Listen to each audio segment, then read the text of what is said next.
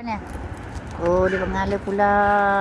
Oh, tadi dia buat patung ni. Dah siap dah dia buat. Cantik dia buat tak? Oh, hari ni dia mengala pula.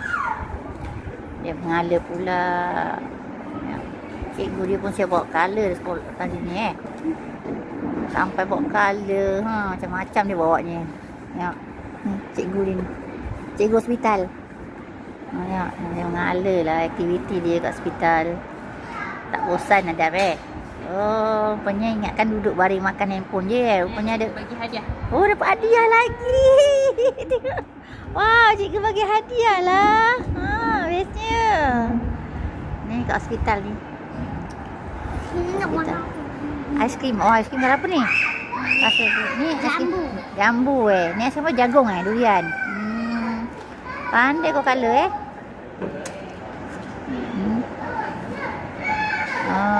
Oh, cantik color. Mengalah aiskrim Oh, dapat buku lah, comel Dapat. Oh, pandai dia mengalah.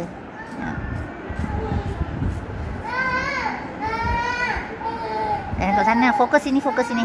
Abaikan yang lain. Fokus dulu dalam kelas.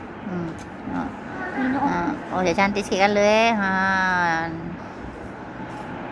Cantik menghala. Dia belajar dalam kelas. Dekat urat pun dia belajar ni.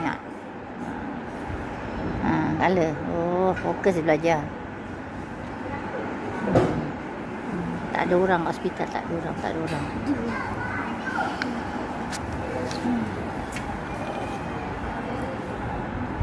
Kita dah seminggu duduk hospital ni sampai Ibu, Selasa baru keluar.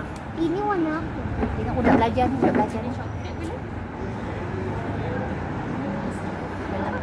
Hospital pun belajar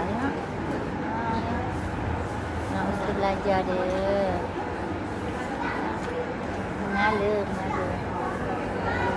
Mengalah budak ni.